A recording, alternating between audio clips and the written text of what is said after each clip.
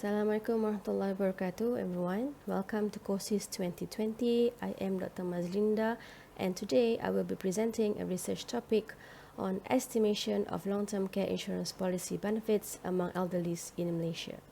So within the presentation time given, this is the outline for my presentation today. I will go through on the introduction, some previous research that has discussed on long-term care as well as funding for long-term care costs, also briefly on the methodology, results and discussion, and the last will be the conclusion. Okay, so let's move on to the introduction. Accordingly, as we can see nowadays, the cost for healthcare and long-term care continues to rise, and based on our survey, the average monthly cost for private nursing homes around the Klang Valley varies between 1,500 to 3,500 ringgit per month, depending on the level of service needed. But what about the public nursing homes? Well, this is provided under the Department of Social Welfare, and it is only for those who has no spouse or no immediate family members. Okay, and if you have husband or wife or kids, you are not eligible to use the public long-term care service or nursing homes. Therefore, from that high monthly cost mentioned earlier, this could lead to financial burden among the elderly and also the family members. And that what is the options to finance these LTC service costs? One of the alternatives that is done by other developed countries are by offering the LTC insurance policy. Even more, since Malaysia is projected to be an aged nation by the year 2040, so this study attempts to estimate the amount of benefits for long-term care insurance policy prior being implemented in Malaysia. This long-term care insurance policy is to cater the costs involves any long-term care services. For example, those that was attacked with stroke and has got to be bedridden, as is different compared to health or medical insurance or takaful policy. Moving on to the previous studies on long-term care, Ngai and Pisarites 2010 has defined that long-term care services as giving care towards people that needs extra support to continue with their daily living activities. As such, this includes ADL, which is the activities of daily living. For example, needs assistance in bathing and feeding, while IADL is the instrumental of daily living that includes house cleaning and shopping. So in the US, their healthcare services includes long-term care through Medicare and Medicaid insurance policy, while in Japan, the citizens have the access to various types of services depending on options they selected. So it's either home visit services, short stay services, day services, residential services, visiting nurses, and in-facility services.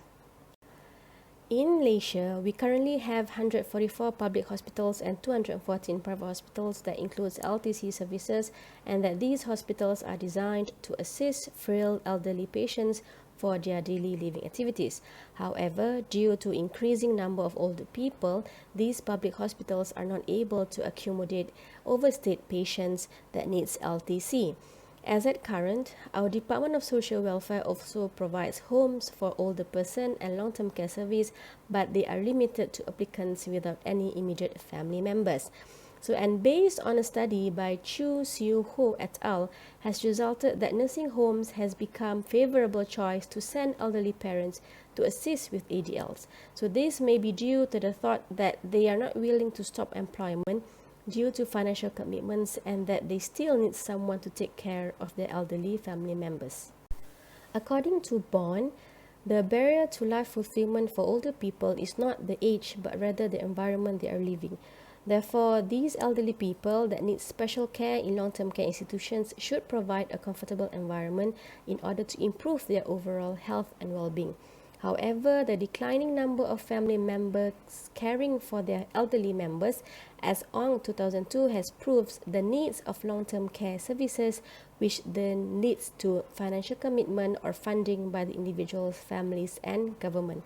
Therefore, it is important for the individuals as well as the family members to plan for their future and any uncertainties that might occur. In hadis narrated by Imam At-Tirmizi, ikat unta kamu dahulu kemudian baru berserah kepada Allah. This explains that we should make proper plans, especially during old age, when one faces disability and are unable to take care of themselves. Thus, long-term care service is very much needed to help oneself with their daily living activities. This long-term care system funding may vary between countries. In 2013, the UK government has announced in reforming the long-term care system to determine how much the state should contribute to people's care costs, and this has resulted to an increase of public expenditure by the year 2030. UK, US, Singapore and Canada provide social assistance programs that is funded by general tax revenue, especially for those who are poor and needs long-term care services. However, those with assets or income needs to pay a significant part of the long-term care expenditure that is charged. So this is when the LTC insurance comes in, where insurance is known as a tool that provides financial assistance by applying risk transfer method. So according to Mayer v. and Wording 2010, many countries have started reforming pension systems with regards to the increasing aging population. However, issues on LTC costs were not being fully addressed, and B. Levikson 1993 has stated that LTCI is to provide financial assistance once the insured is diagnosed in need of LTC and are unable to perform daily activities independently. In Japan, public LTCI was introduced in year 2000 and the benefits were given to the institutional cares that are specially designed for elderly people. And these benefits include home help services, nurse services, daycare, loan devices that is needed for LTC patients such as wheelchair, bed and etc. and monetary assistance in improving the house. For example, if such renovation is needed to accommodate any elderly patients that needs the LTC service. In Germany, the LTCI were established way back in 1995, which only covers members that earns less than its social security earnings ceiling, and they would earn benefits if they are in need of care due to illness or disability. It could either choose care allowance, home care, or residential care. However, Malaysia has not yet introduced this long-term care insurance or takaful policy, and that the awareness on financing long-term care service costs among Malaysians are still very low. Okay, so moving on to pricing for LTC insurance models that has been used by previous studies. Three main models were used for pricing LTC insurance models. Back in 1987, basic model was introduced by Haberman for disability models, which only caters for one level and no recovery mode. Few years later, general Markovian model was introduced in 1989 that absorbs the Markov chain model using assumptions that an active person assumes to stay active, then becomes disabled for a random time and become active again until he dies.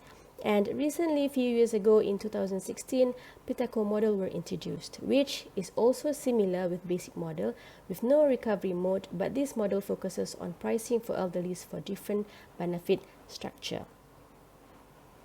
And under Pitaco model, they have three possible transitions, which is from healthy state to need of care, from healthy state to dies, and the need of care to dies. For methodology, secondary data were collected to be used in the simulation, and the data used are within the range of the rates that the industry is currently using. So these data with some assumptions were then analyzed using VBA programming to determine the LTCI premium pricing and also the benefits amount. Okay, using the Pitaco model, and only focuses on one transition, which is from healthy state to the need of care. So these are the probabilities used in the calculation, where it involves probabilities of being healthy and also probabilities of becoming in need of care.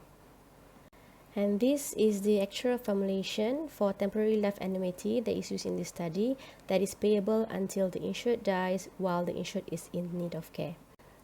This page shows the formula used for discounted value of discounted future premium, and this one shows a formula that is used for discounted value of future benefits used in the simulation.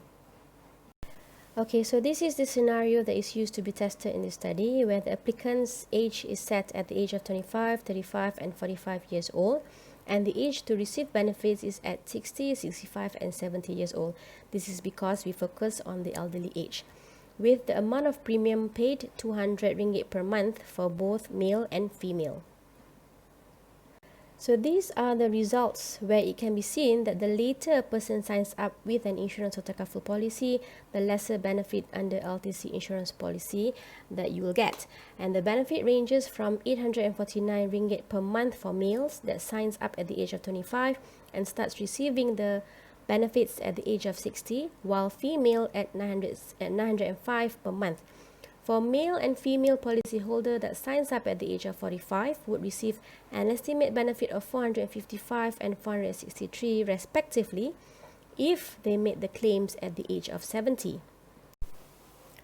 As a conclusion, the benefits amount received for LTC insurance policy in Malaysia using the Pitako model differs according to its strict factors such as the age, gender and also the amount of premiums paid.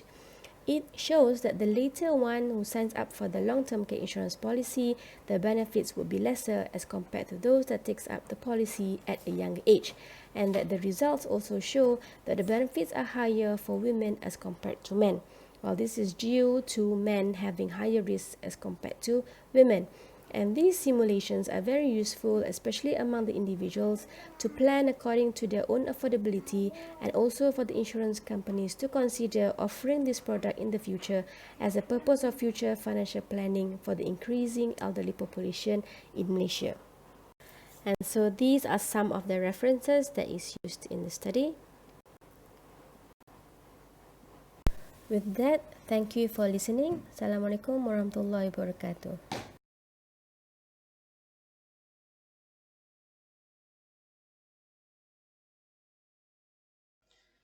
Assalamualaikum warahmatullahi wabarakatuh. Thank you to organizer giving me the opportunity to be one of the participant in this conference. Okay, my name is Muhammad Fadli Hisham. My supervisor is Dr. Asmah Muhammad Jaafar.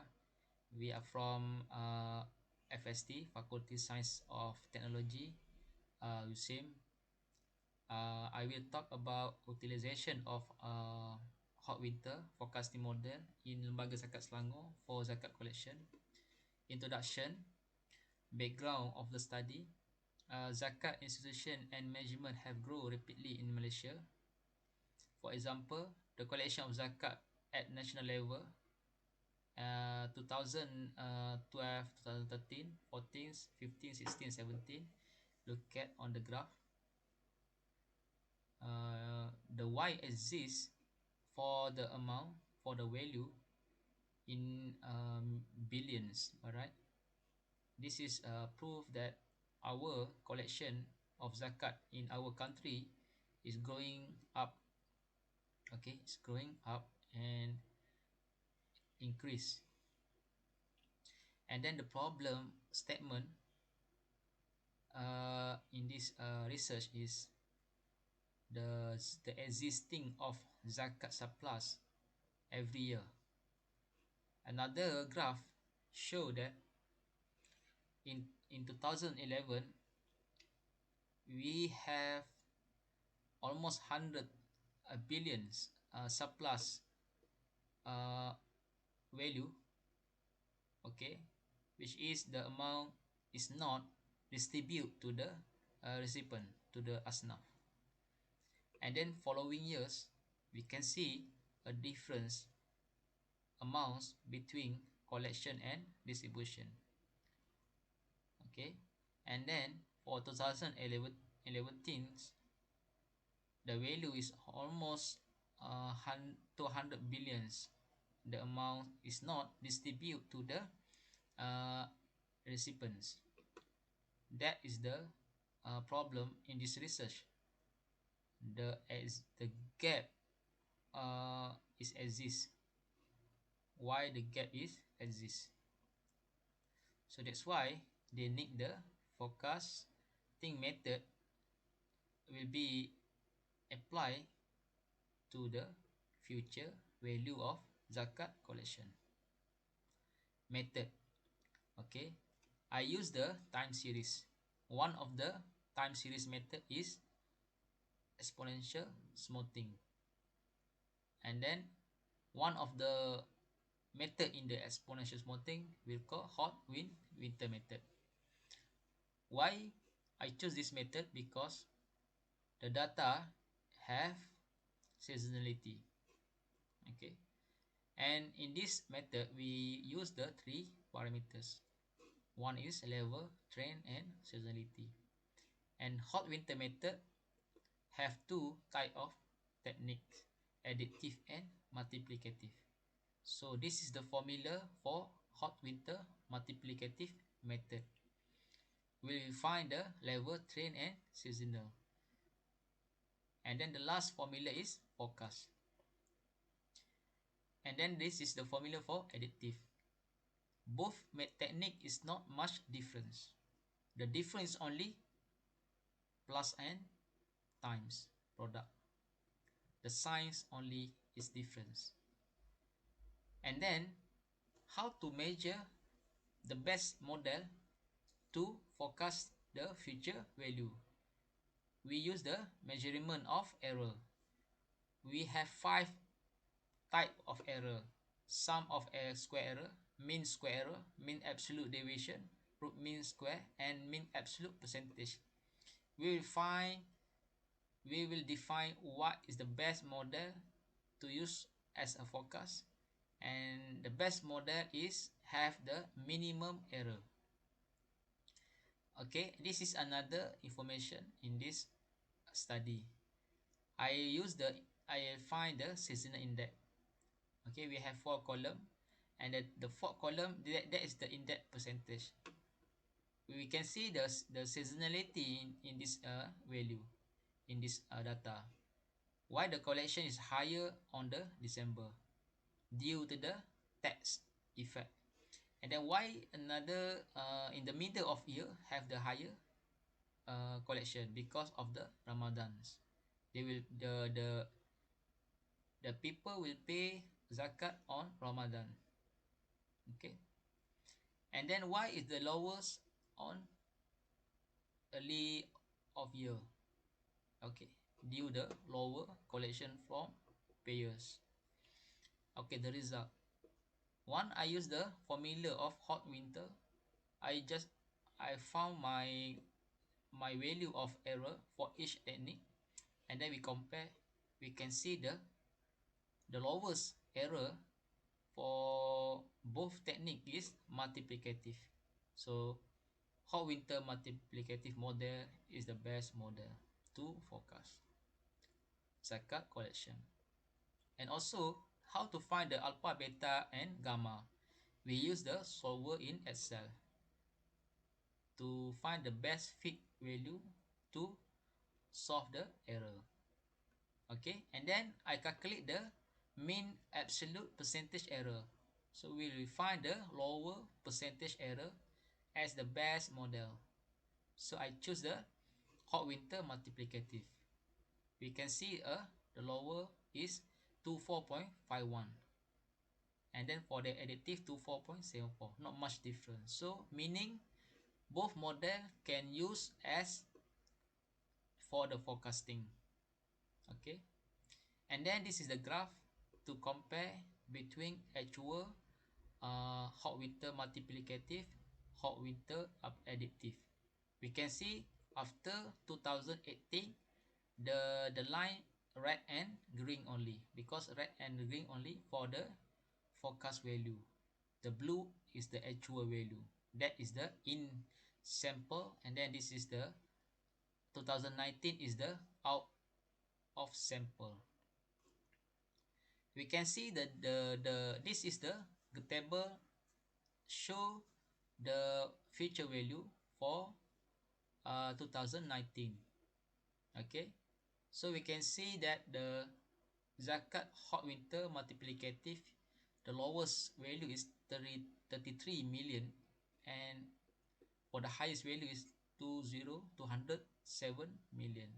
Additive following additive 32 million, and the maximum is 191 million. Okay, deviation, the lowest is 1.7 million and 60 million. The conclusion, the predicted result summarized in table 4 just show, and previous slide show that The hot winter multiplicative method is the fit best with data from zakat time series. Those for predicting zakat, this technique is appropriate. Okay, so the findings show that the hot winter multiplicative model with alpha 0.09, delta 0.18, and gamma 1 is more accurate model for forecasting zakat collection in the short run. Through the comparative analysis between model using measure of accuracy such as MAD, RMSEE, and MAPE, the percentage of error. Okay, that's all from me. Thank you for listening. Assalamualaikum.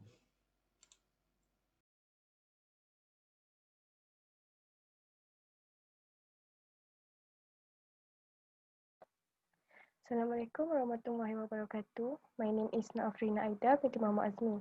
So the topic that I will present is a review on COVID-19 effect in Malaysia's tourism industry. So what is coronavirus? Coronavirus was identified in Wuhan, China and spread through droplet or respiratory aerosol. The symptoms such as fever, dry cough, fatigue, and it has caused pandemic with 931,321 deaths, updated on 16 September 2020. So, hotel industry deals with guest accommodation and other related services such as banqueting, sports and facilities, conference, a restaurant, and others. There are over 700,000 hotels and resort worldwide in 2019, and there are recorded that 4,880 hotels in Malaysia, including budget hotels that are registered with Tourism, Art and Culture Ministry, which is almost double compared to in 2009, which are only 2,373 units. Okay, hotel industry also is one of the biggest contributor to Malaysia economy, and Malaysia has hosted the campaign Visit Malaysia Year in 1990, 1994, 2007 and 2014 to highlight the best of what Malaysia has and to offer as a leading tourist destination in Asia. Malaysian Association of Tour and Travel Agents (MATA) also has boosted the tourism industry in Malaysia by conducting MATA Fair. It is conducted annually and has encouraged the public to travel more by providing the best deal related to travel such as place to stay, flight ticket and tours. So based on the data from Tourism Malaysia, the number of tourist arrivals increased by 1.04% in 2019, which is from 25.83 million in 2018 to 26.1 million. So what is the effect of COVID-19 in tourism industry? In 27 January, Malaysia has restricted Chinese nationals and travelers from city of Wuhan and surrounding Hubei province, China, from entering Malaysia. And in 9 February, the restriction was expanded to Zhejiang and Jiangsu province. In 16 March, Malaysia government imposed Movement Control Order (MCO) that put restriction on non-essential services such as including hotel industry to close for business starting on 18 March. And the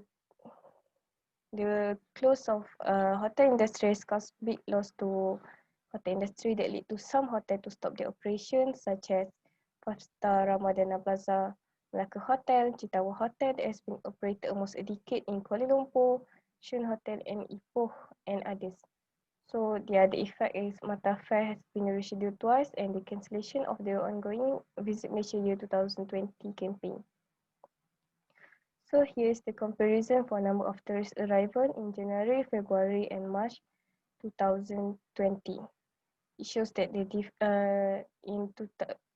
January 2019, the number of tourist arrival is 2.2 million and it decreased by 1.42% in 2020.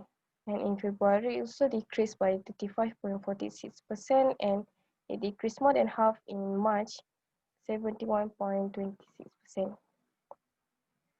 Another effect that is the cancellation of 170,085 hotel room booking until 16 March has lost 68 million ringgit and the expected potential loss for total hotel revenue in 2020 is 10.5 billion, and the projected revenue loss during MCO only is 560.72 million. So the future of Malaysia tourism industry, Minister Datuk Sri Nancy Shukri said in a recent interview that the international tourists is not allowed to enter Malaysia until the second quarter of next year, starting 10 June 2020 under the recovery MCO. Most of the businesses, including hotel industry, can be in business again.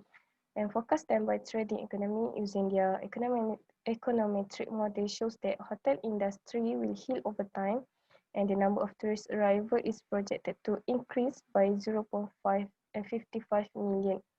And the Malaysia Tourist Board has posted in its social media to encourage local to travel in their own country under hashtag travel letter. And the survey conducted by Tourism Malaysia has shown that majority of the respondents intend to travel domestically rather than overseas, and they will avoid travelling in crowded areas. In July 2020, MAH has launched a hygiene and safety label called Clean and Safe Malaysia. The certification will be given to hotel and resort that pass the SOP set by authorities.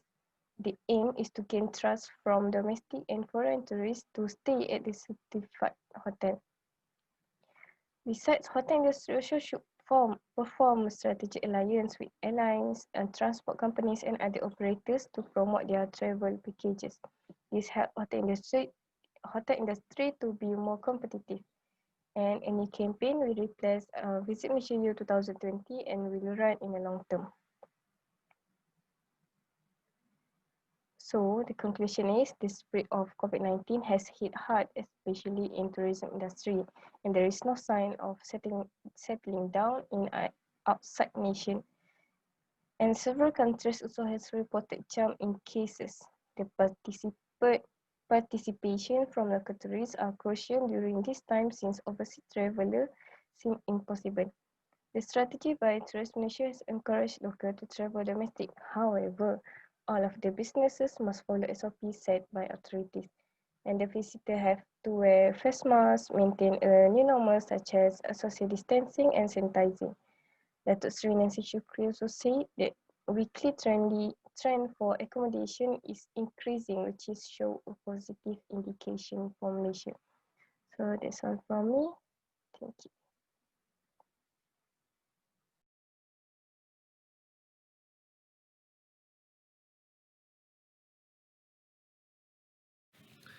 Assalamu alaikum wa rahmatullahi wa barakatuh. My name is Asan Jeng, and today I would be presenting on performance and volatility modeling for Sharia compliant stocks in Malaysia using the exponentially weighted moving average.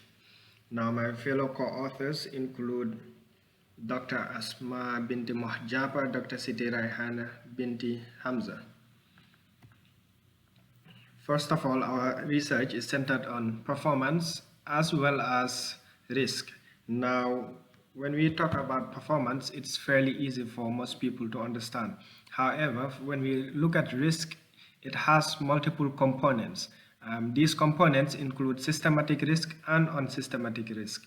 Now, when we look at systematic risk, which would be the focus of this research, it basically means that risk which affects across all businesses. So for example, if there is inflation in a specific country or location, it affects across all the businesses that are within that zone.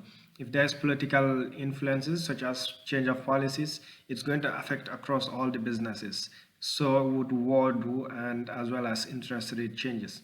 However, for unsystematic risk, these are risks that are solely dependent on the business itself. So for example, if a business has a very incompetent financial manager, then that means that the performance of that business is solely dependent on the business. It does not affect all the other businesses. Now, since we know what a systematic risk measures, now why is it important? It's important because it helps you know how it helps you invest in the right portfolios because you know exactly what risk you are exposed to. Secondly, it can also serve as a hedging assistant by providing statistics on portfolio allocations during different market behaviors. Now, who benefits from this? Trust fund managers benefit, hedge fund managers, institutional investors, individuals, corporates, you and myself. Now, why is this research important? This research is important because firstly, it contributes to the limited literature that surrounds both risk and performance. And not only to stop there, it also participates in providing more literature on Sharia compliant businesses, since that is the scope of our study. Secondly, why is it important that we work on this research? It's because it helps in decision making for investors to know the amount of risk that they're exposed to and whether their portfolio would yield them good performance or not. And thirdly, to establish the volatility trend, especially in Malaysia, since we're looking at Sharia compliant stocks in Malaysia. Now, a bit of the literature review. Two authors worked on downside risk and also worked on downside beta as well as beta. You have Roy in 1952 as well as Markowitz 1952. While Roy was focused on separating upside gains from downside gains, Markowitz combined both upside and downside, and therefore that's where the name variance is associated with Markowitz and semi-variance is associated with Roy. And other authors that worked on the beta and downside beta includes Hogan and Warren, Jack L. Trenor, William Sortino, and John Lidner. Now, the conceptual framework of our research is to find out or research the performance of volatility and performance modeling for Sharia compliant stocks in Malaysia using the exponentially weighted moving average. And we have two objectives, okay? The first objective is to model the beta and downside beta of Sharia compliant portfolio using the exponentially weighted moving average. The second objective is to assess the level of performance for Sharia compliant portfolio. When we look at our first objective, we are going to compute the beta and downside beta using the exponentially weighted moving average. And for the second objective, which talks about assessing the performance, we will differentiate between beta and downside beta. Therefore, for beta, we are going to use the Sharpe ratio to assess the level of performance. And for downside beta, we would use the Sortino ratio to assess the level of performance. This is the representation of the exponentially weighted moving average in numerical terms.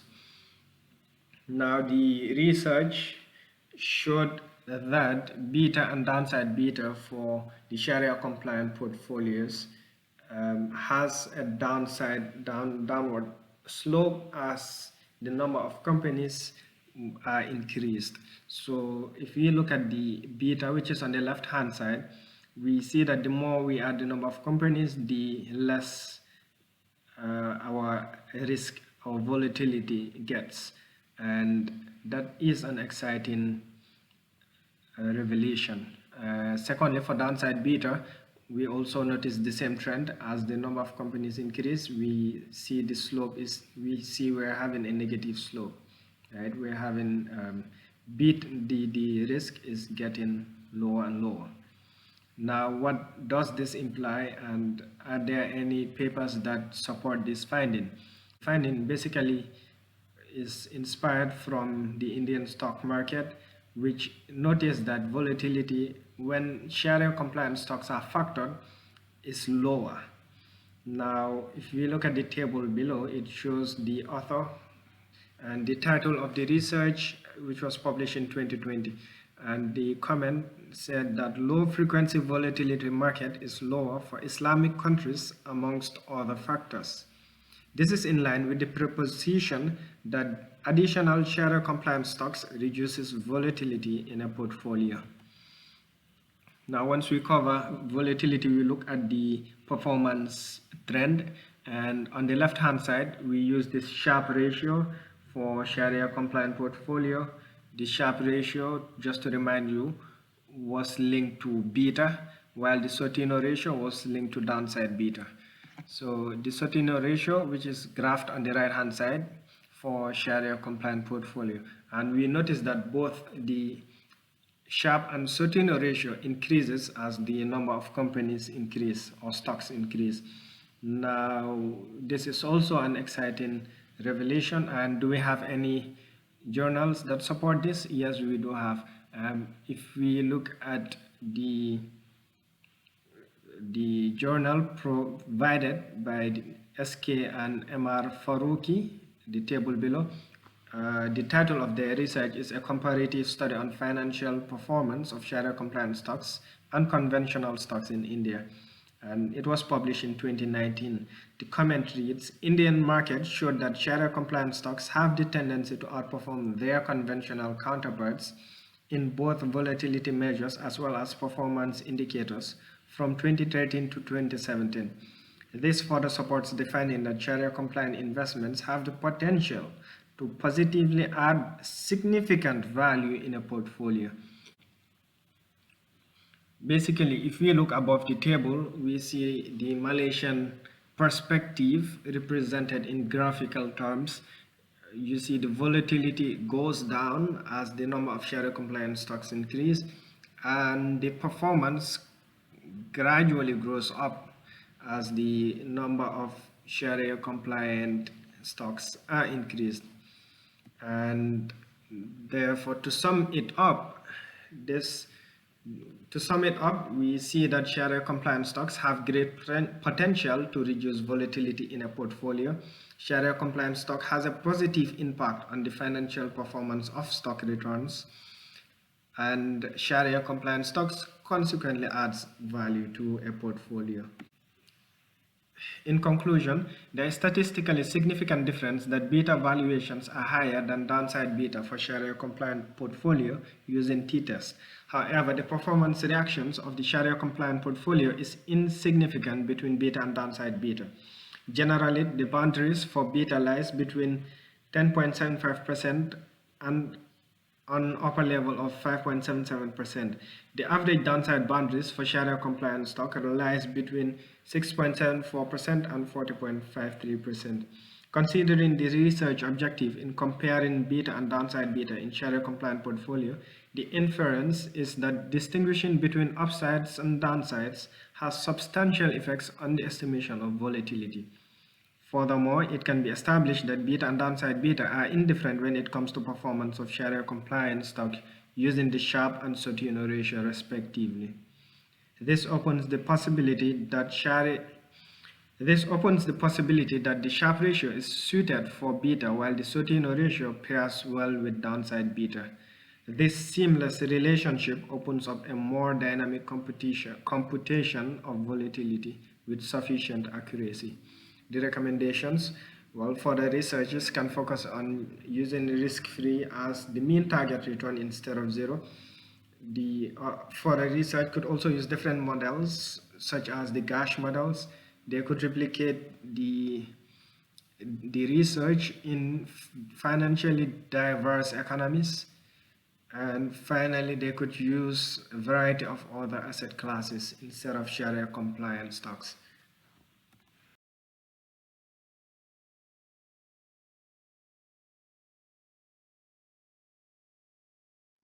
Assalamu alaikum wa rahmatullahi wa barakatuh. My name is Muhammad Naim bin Ruslan.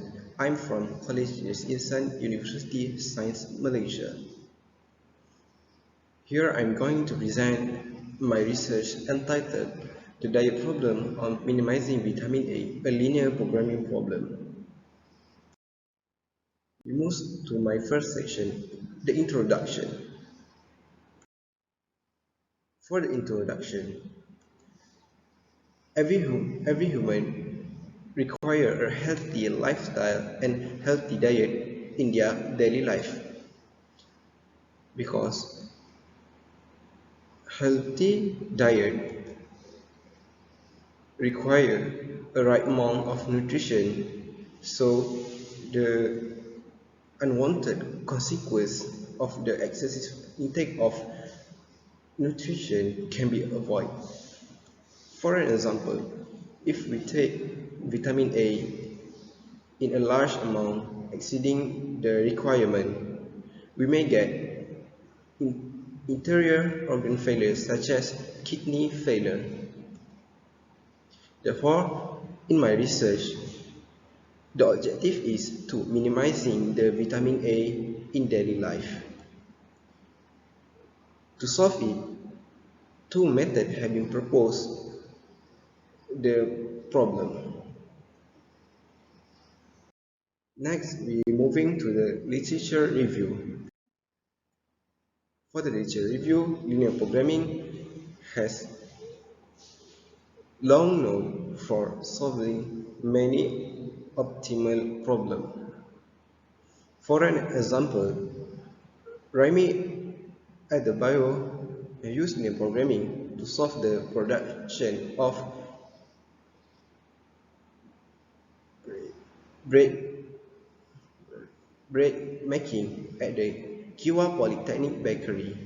What Krishna and Bibhash have used linear programming to solve the irrigation optimizing problem, while Aliu used the linear programming to solve the optimization for transportation of goods. Dyke has used linear programming to optimizing the location of hub for global communicating system, while Nayakapa and Sidra use linear programming to solve diet problem. While Susan and Saul use linear programming to solve diet problem while minimizing the cost as minimum as could. Next, we move to my work process. First, I construct the mathematical modeling from the diet problem of minimizing the vitamin A. And next, solve the problem using two methods, graphical method and Excel solver. The result generated from both methods is then compared. So the optimal result can be analyzed. Move to my result and conclusion. Diagram 1 shows the result from the Excel solver. At the right hand side column is the maximum amount of nutrition for each nutrition that can be consumed in daily life. While at the decision variable row is the optimal amount generated from the Excel solver. Diagram 2 show the result from graphical method. As we can zoom in, we can see that only at the shaded region is where the optimal solution can occur, and at the intersecting line is the most optimal solution. Again, the Excel solver gives the value for the result for diet X is 20.52632, while for diet Y is 12.89424.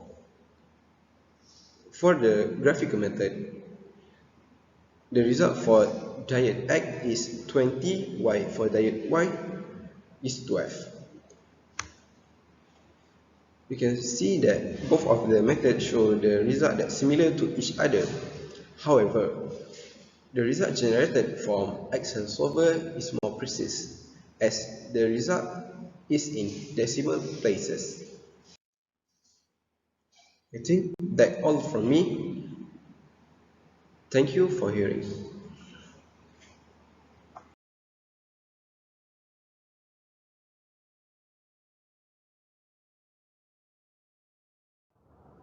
Assalamualaikum warahmatullahi wabarakatuh. Today, I'm going to present about my research entitled analysis of different boundary conditions on homogeneous one-dimensional heat equation. This research was prepared by Muhammad Al-Qayyum bin Muhammad Sukri, which is myself, Muhammad Arif Hanan bin Muhammad, Faizuddin bin Jamaluddin, Ahmad Daniel Hidayatullah bin Badrul Hisham, and Dr. Nur Azlina binti Subani. For the problem statement of this research, firstly, how to solve the analytical solution of one-dimensional homogeneous heat equation with different boundary conditions. It can be solved analytically by using separation of variables. The second problem statement is what is the flow characteristics of the heat equation with boundary conditions of different types. Three types of boundary conditions are Dirichlet, Newman, and mixed. We have two objectives for this research. First, to solve the homogeneous of heat equation with different boundary conditions, Dirichlet, Newman, and mixed. For the second objective is to determine the flow characteristics of the heat equations with boundary conditions of different types. The scope of study for this research were narrowed down into 4 keywords, which are one-dimensional, different boundary conditions, homogeneous heat equation, and parabolic equation. For the methodology for this research, separation of variables is used. There are 5 steps to solve the homogeneous heat equation. First, transform the PDE into separation equation. Then, when you get the ordinary differential equation, solve the x problem and t problem. After that, find the fundamental solution, and lastly, find specific solution. Here are the results that we obtained for this research.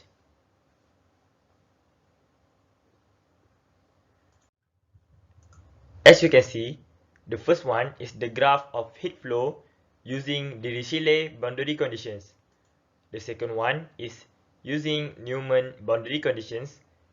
The third and fourth one are using mixed boundary conditions.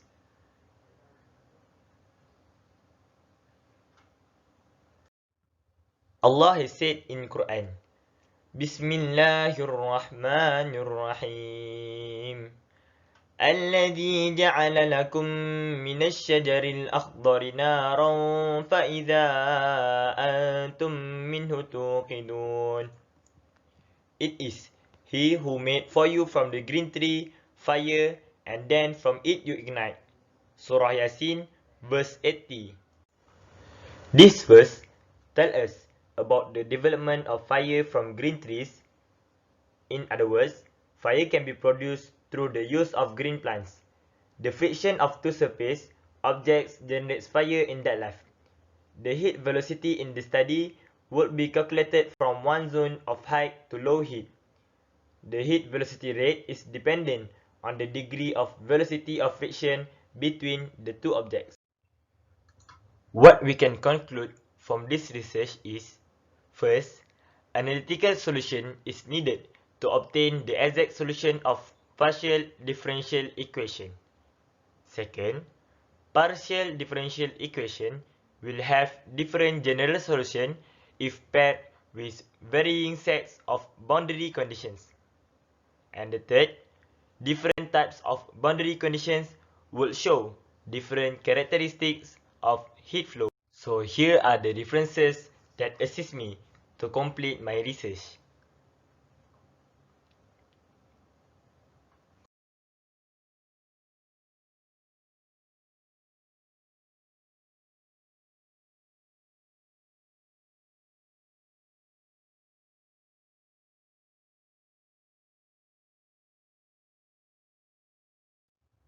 So that's all from me. Thank you.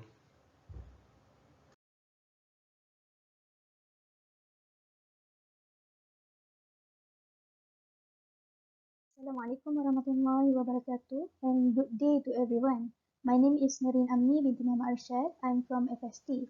Today I will present my review article entitled A Systematic Review on the Insurability Risk for Long-Term Care Insurance in Europe and Asia Country. The development in the health technology sector has led to an increase in the life expectancy of society. People are expected to live longer, and the life expectancy is different within countries. The world life expectancy is from an average of 29 to 73 years globally in 2019. In Asia, the life expectancy is 73.6 years on average, while for the countries in the European Union, the life expectancy is 80.9 years on average. As people are expected to live healthily until age 65 years old, which is the healthy life expectancy (HLE), in the remaining years from the life expectancy, people are predicted to require assistance in doing daily life activities. This is because their health status may deteriorate due to the age-related disease. Long-term care is defined as a care that required when a person suffers from a poor health condition. The person needs help to perform activities of daily living (ADL) that includes feeding and dressing. Older people with disability tend to require more personal care, especially when they are unable to move by themselves. Long-term care costs such as professional caregivers and medical expenses will become a burden in financing the long-term care costs. Therefore, long-term care insurance policy is there to help people to fund for their long-term care costs. However, to construct the insurance policy, it is important to identify the insurable risks associated with the LTC. This study is focusing on two categories of risks, which are the disease and the lifestyles. Under the disease, stroke and Alzheimer's disease. For the lifestyle, smoking habit, eating habit, and alcohol consumption. Stroke is one of the leading causes of long-term adult disability. The person with stroke usually have difficulties in doing daily activities such as dressing, eating, and walking. This is because stroke can cause paralysis, loss of feeling, or difficulty in initiating movement or planning a sequence of movement. From 50 million of survivors, approximately 25% to 74% are dependent on daily living activities (ADL). This means people with stroke, the after effect of the stroke can cause people to become disabled. Stroke is one of the leading causes of death and disability in Europe. In Netherlands, there are 47,000 people suffer from stroke every year. Annual number of stroke events in Europe will increase from 613,148 in 2015 to 819,771 in 2035, an increase of 34% on average. The number of stroke patients in Denmark, Sweden, and Western Norway show an increment over the years. This statistic can indicate stroke as a factor that associated with long-term care, since the after effect of stroke can lead to adult long-term care disability. In Asia, stroke can be considered as a serious health problem since the mortality rate is higher in Asia than compared to the Europe. Among the countries in Asia, the lowest rate is in Japan and Singapore, while the highest rate is in Mongolia and Indonesia. For the stroke survivors, they are usually affected by many types of complications that may lead to long-term disabilities. Stroke patients have a high disability rate where there are physical, cognitive, and emotional difficulties for stroke survivors. Alzheimer's disease is one of the main causes of old age dependency and malfunction. Since the cognitive functions such as memory and communication are impaired, people with this disease cannot take care of themselves well and need support from other people. Long-term care services has been established in Germany as a public long-term care program in 1995. This program supports people with Alzheimer's disease through long-term care services and support (LTSS). While in UK, The government provides Alzheimer's disease consultants in 22 national locations to, to assist the patients and their caregivers to access the quality care, treatment, and advice. People with Alzheimer need help from other people because as the disease progresses, the capacity of the individual to perform daily life tasks such as shopping and managing finance may diminish. This situation resulting in the people requiring help to perform even the basic life activities. In Asian countries such as Thailand, there were an estimated of 600,000 elderly people with Alzheimer's disease in 2015. More than a million people are projected to be affected by the disease by 2030. The number of persons suffers from the Alzheimer's disease in Singapore is smaller than in Malaysia, Australia, and Thailand. This is as shown in the figure below. Through the LTC services, through the long-term care services, people with this disease can access to a quality care with the help of long-term care services. This is because since the people with Alzheimer's disease cannot take care of themselves well, long-term care services provide support for them to reach the infrastructure of treatment and help. Lifestyles can be defined as day-to-day behavior, including all of the activities in life, such as working, eating, walking, and other activities. Unhealthy lifestyles, such as smoking, overeating, alcohol consumption, or alcohol misuse, and insufficient of physical activities can lead to various of disease. It can cause diabetes, high blood pressure, heart disease, and obesity. If one person suffers from one or more of these illnesses, it can cause the person to be disabled. For example, people suffering from heart disease are required for long-term care services, where heart failure affects 20% of long-term care home residents.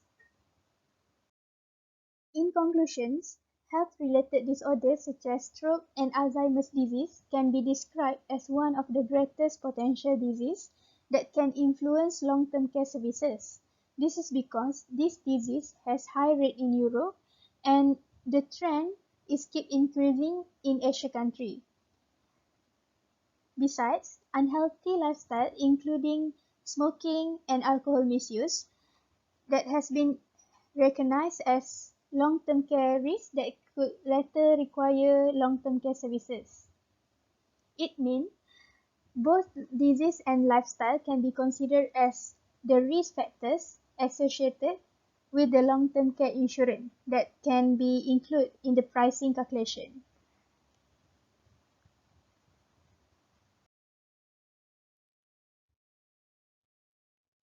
That's all from me. Thank you for listening.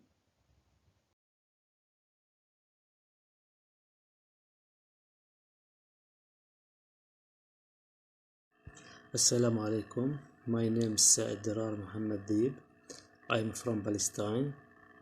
I am PhD student, Faculty of Leadership and Management, Human Resources Management, University Science, Islamic Malaysia. I am pleased to participate in this conference article titled Proof of Interest in Creative Thinking in Islamic Jurisprudence. The objectives of this articles: first, diagnosing of proof of the interest of the Holy Quran in creative thinking. Second, show proof of Sunnah's interest creative thinking. Third, explanation some of the creative reasoning skills in Islamic jurisprudence. About the problem statement, this article explores some of facts that suggest the interest of Islamic jurisprudence in creative thinking. The Islamic region, as Imam Sayyid Qutb pointed out, It is the religion of work, balance, and creativity. There are many people who do not know the Islamic faith that existed 1,500 years ago after God revealed the Quran to Muhammad Prophet. The Islamic faith is compatible with any time and pace, and creativity thinking has existed since the beginning of Islam, and it is not as others have believed since the beginning of the past century. The first topic of this presentation about urging the Quran of think creativity.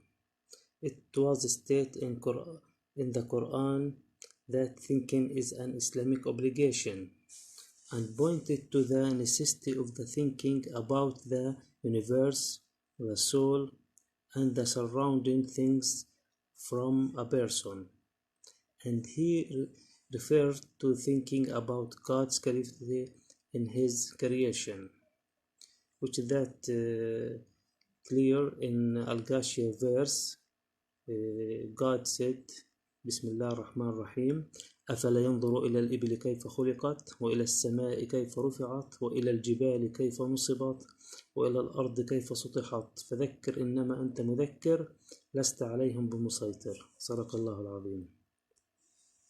The Quran urged to the explanation of the thinking by reflecting one of regions of man, and that humanity belonged to one father, Adam. God said, وهو الذي أنشأكم من نفس واحدة فمستقرها ومستودع قد فصلنا الآيات لقوم يفقهون. صدق الله العظيم. It is Al-An'am verse. The second topic of this presentation about urging the sunnah of think creativity. Muhammad Prophet said, تفكروا في الله ولا تفكروا في ذاته فتهلكوا. That's mean. The dialogue reveals to the way of thinking and leads the Muslim to the right direction to save time and energy. Encourages the Muslim to step ahead on the right road to think and imagination until it achieves practical and beneficial result. The dialogue illustrates from the forms and the method of thought and imagination as it is a direct to the Islam in the creative way thinking. Tells the Muslim why thinking must be in a certain direction in order to obtain the right result for the purpose of thinking. Topic number 3 in this presentation about some of the creative thinking skills in Islam. First skills is ijtihad. It is just a kind of mental and intellectual versatility. Islam has enriched the flow of the thought in human life. After the time of revelation, Islam opened the doors of the law regulating the flow of thought and culture that Muslim scholars called science, principle of jurisprudence. Ijtihad is a skills creative thinking that assumes freedom of research, strengthening of personality with the work of the thought. The first skills is shura. Shura is considered an Islamic terminology that mean taking the opinion others with the wisdom and experience from the people of the solution, the contract, consulting them on various matters. It is among the Islam ethic that is a clear approach in life.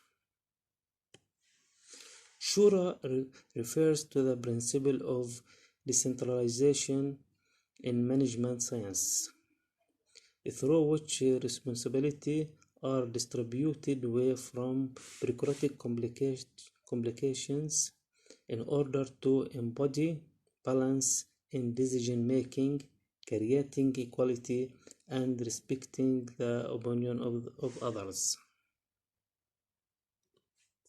This is the end of my presentation. Thank you very much. I hope that's useful to you. Thanks again.